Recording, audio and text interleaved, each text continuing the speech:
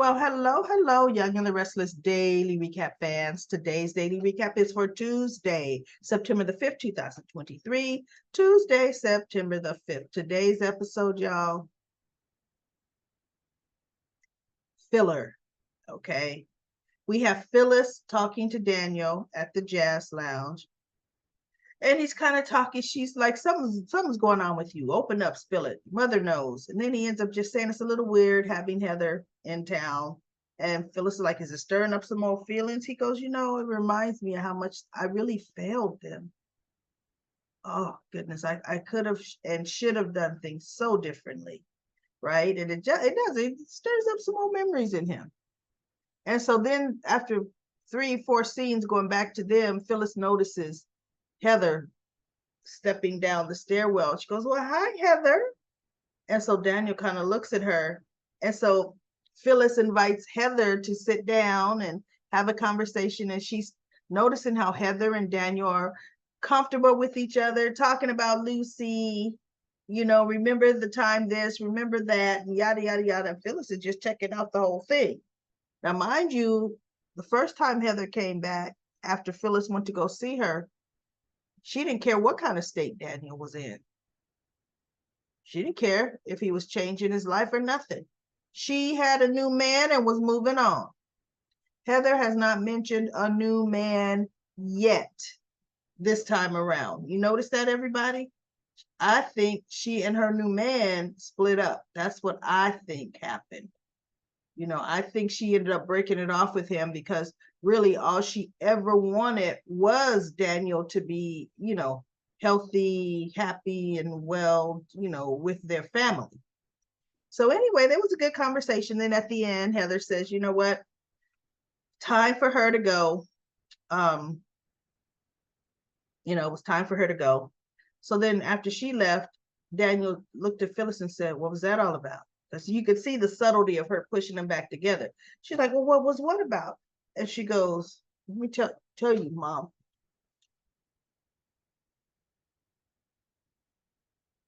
Do not try to play matchmaker. Don't you do it.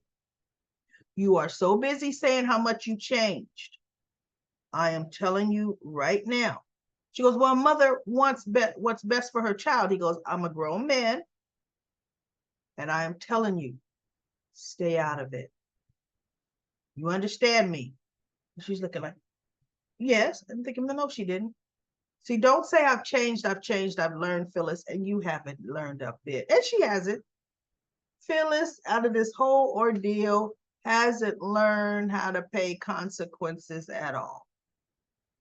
Right? At all. See, my whole thing is, did I want Phyllis to go to jail? No, she was my girl.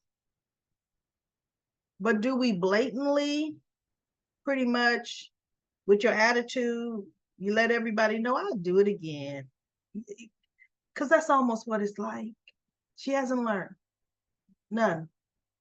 Right? So anyway, we'll see. Phyllis is going to be Phyllis. Then we have Devon meets Mariah at the athletic club. There he's talking to her and giving her some encouragement about, okay, if this, next steps, because she told him exactly what the doctor said. It's inner ear and the running word. He goes, okay. Then you're going to test this cochlear implants, hearing aids. And she goes, and what if they don't work? And so he goes, then there's sign language. I learned sign language. Neil, Drusilla, even Catherine Chancellor. I remember Catherine was learning some sign language to talk to her grandson, right? That was so cute. And he goes, you will teach her to communicate. And so she goes, you're right. He goes, the difference is I was older and I knew what I lost. And that really affected me.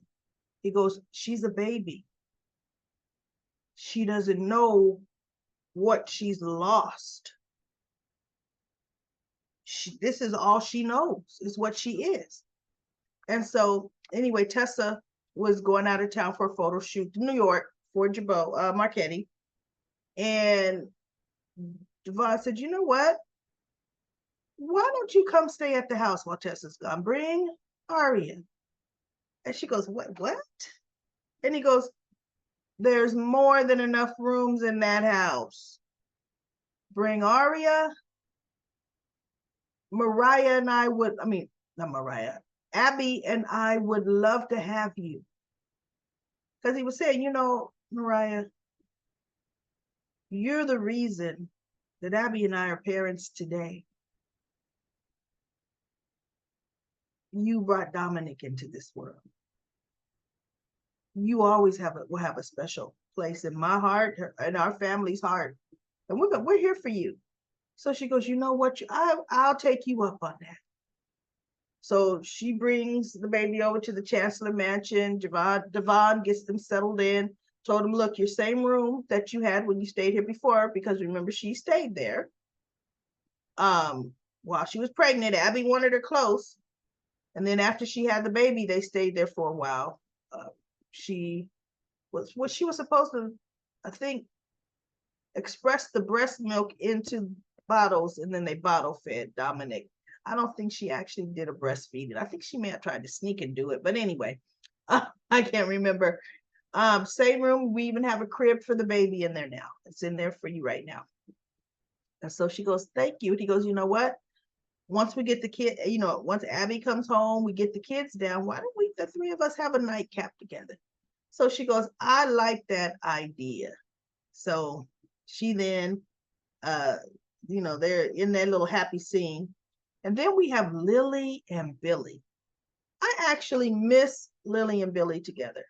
I liked Lily and Billy as a couple very, very much. I really, really did. So Lily and Billy's talking. He's like, I could tell something's on your mind. What's on your mind, Lily? And so she goes, you know, it's nothing. Everything goes, nah, come on, you could tell me. So she ended up telling him a little bit of kind of trepidation there going on with Heather in town. You know, when you got your partner's ex back into town, and an ex where they had a lot of history, that makes it kind of rough. And Billy goes, oh, I know exactly what you mean. But are you, you know, like, are you afraid they're going to get back together again? She goes, you know what? I don't know. She said, I do know that there's a lot of almost like newer changes, you know, with their lives. And Daniel and I, he goes, Billy was like, yeah, but you guys were married. And he goes, you guys have history. She goes, we have teenage history. We're not teenagers anymore. We're not even those two people anymore. We don't know where we're going, or we're not even labeling it. We're just being, you know, they're being friends. They're together, but they're not rushing it. So she says, you know, it is. It's a little unsettling knowing that the dynamic could change. But, you know, it's gonna be what it's gonna be, truly, right? Billy knows that. Billy's biggest uncertainty. Oh, he was pissed at Ashley and Locke because he knew Locke was up to no good. But Billy's biggest uncertainty is whenever JT came back to town. Because Victoria truly had a weak soft spot for JT, which is how he was able to get in and do so wrong this last time, or the time he and Victoria, this last time they were together. And of course, they wrote that conveniently on a brain tumor after she killed him, and he was dug up by Phyllis. But anyway, Billy knows exactly what Lily's talking about. So then Lily said, okay, no, it's your turn now. And he talked about the Jabot thing, him being a double spy. And Lily's like, I'm surprised you allowed yourself to be put in that situation. That's got to be rough. And then he's like, yeah, he goes, it is. He does. One thing that he agrees with Ashley, he doesn't trust Diane. He says Diane's a wild card. And Jack believes every single thing she does. He believes it. He won't believe or see the threat coming. And so he says, I got to keep my eyes and ears open. But then he said, you know, but then on the other hand, he doesn't trust Tucker. And that situation. He's got to keep his ears open. He says, but then Jack came on and gave Ashley, you know, her company, 50% of the company back to Ashley, or whatever part was hers.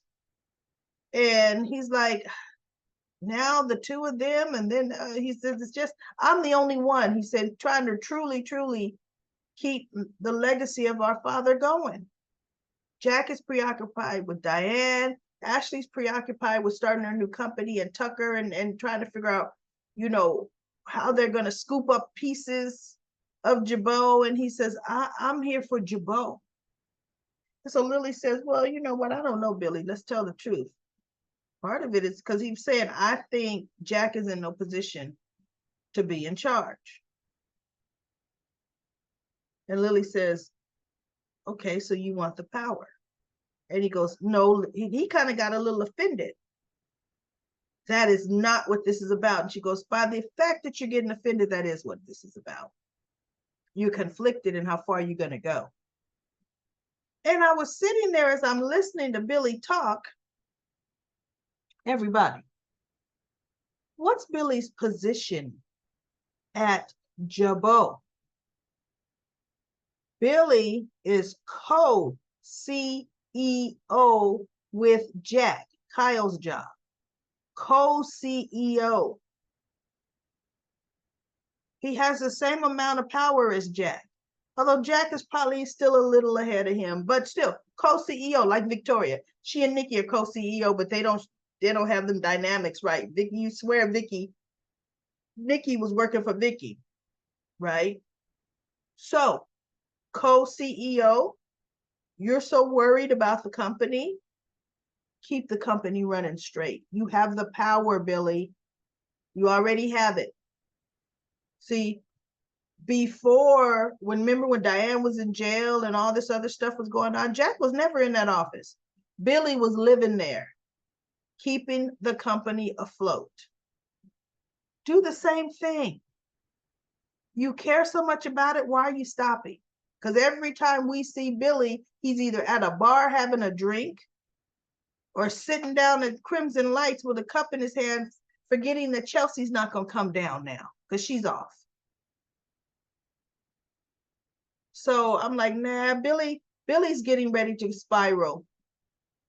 And it's not going to be pretty, everybody. I don't know how he's going to spiral, what direction he's going, but he's going to spiral out. We see that coming. So that was it. Nothing else happened. Very, very bad day, right? So let's go to comment corner. Sabrina says, hey, recap lady, I'm so sick of Adam. Now Sharon sees him for who he is. Look, you say all companies have given, you said all companies have been given to him. He needs to start his own. That is so true. Same old story with Billy. It is. He does okay for a while, then he spirals out of control. Wonder what woman will pull him off the ledge this time. Regarding Audra, I think she and Summer are going to end up pregnant at the same time. Well, Summer and Kyle would have to sleep together then because it's been months. They have not. Where is Phyllis? Messy or not, she's the only reason I look at Y&R. Just thoughts and theories. Well, Phyllis showed up today. LaShunta says, I'm not feeling the storyline with the baby. I know they just threw that out the line. Victor's doing too much. He's always plotting on Adam. Everyone's mad at Adam. They know Adam wanted Newman. They knew Adam wanted Newman Media back. I mean, he made no qualms about it, right? And he went on about doing it like Victor would do. And Sabrina says, hi, Daily Recap Lady, regarding Victor. From what I hear, the actor is sick with cancer. I haven't heard that, but you know what? I don't really read the soap tabloids too much. I'm thinking they should do an Alzheimer's storyline or a cancer storyline. I think they'll do it and it might bring the family close together, including Adam. I say this because with all of their feelings regarding Victor, they all love him, even Adam. Just my thoughts and theories. You know what? Normally, what you've noticed in the real world, if an actor is suffering from a particular illness, they don't play that illness. And we're talking something that could be debilitating and or fatal, because it's almost like it's bad luck, I would say, because fighting a cancer battle was a battle, and now I'm trying to play it at work. No. Because now what you're gonna do? Let me die at work? And I'm no, that don't happen. And then with Alzheimer's, that's something that's still gonna progressively get bad. A lot don't play that because, yeah, you just don't. That it's usually why an actress, if she's pregnant in real life, rarely is she pregnant on the show. Sometimes it happens, they will write in a pregnancy deal, but they let her have that baby before they do the outcome of the storyline of that baby, because it's I can't be pregnant and you writing down that at 6 months I lose my baby and I'm 5 months and I have to play that. No. That don't work. That don't work. We ain't even putting that out in the universe. So usually, if somebody's pregnant, they show it, but then they let the actress go on maternity leave. When she comes back to work, if they're going to make her not have the baby, that's now she's truly acting. I have a healthy baby to go home to. Now I can go on and get in this car accident, lose my kid, right? LaShanta says, Victor, he does too much. Nikki finally got her wish. Adam is out of the family. Nick ain't nothing. Dirty Nick left Sharon under the bus. Victor never does right by Adam. Yeah, I don't like the way Nick is like, yeah, Sharon, you'll be all right. I'm behind you. Were you really behind her, Nick? I don't think so. Belinda says, recap lady, I love your facial expressions when you were talking about Kyle. LOL. Absolutely. Audra is a cold-hearted harlot. I don't feel a bit sorry for Kyle and can't wait for him to get his just dues. As for Victoria getting her ego squashed, I'll believe it when I see it. I know Victoria always seems to get away with everything. As for Nate, I know Victor is going to put him in a trick bag like he does Adam. I know, because remember, Victor said, I don't trust no Nate Hastings. Karma is a you-know-what. Great. Thanks for the great recap.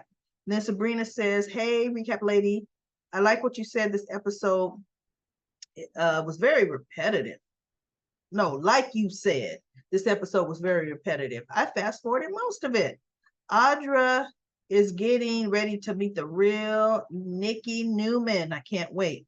Kyle must have forgot that Summer is Phyllis's daughter. I want her to drag his butt. Just my thoughts. Yep. LaShanta says, I'm so disappointed because Adam always loses. Jack always treated Adam better than his family. He sure did.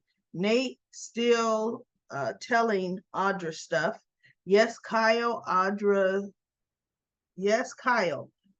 lying like a rug. Audra's cold and she doesn't care for Kyle. Summer's moving on without Kyle. Good. Peace be still. I'm glad Nikki knows about Audra and Kyle. Me too. Well, that's it. That's it for for Comic Corner. And that's it for the daily recap of The Young and the Restless. I will be back tomorrow.